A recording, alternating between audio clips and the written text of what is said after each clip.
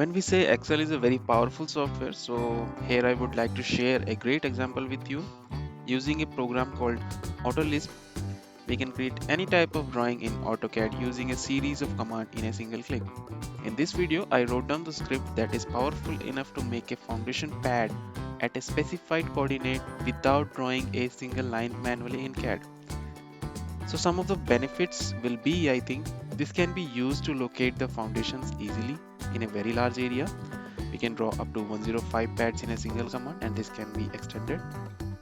The CAD file can be used as reference in Tekla software after putting the pads in AutoCAD from given coordinate and sizes. You know what? Sometimes it happens that we get our coordinates in PDF or maybe just written in the text document only.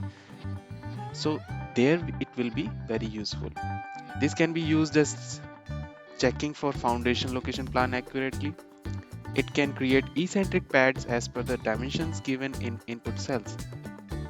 This program along with Excel has so many possibilities. So let me know guys if you find this useful. Please watch the complete video carefully and let me know if it makes any sense for you.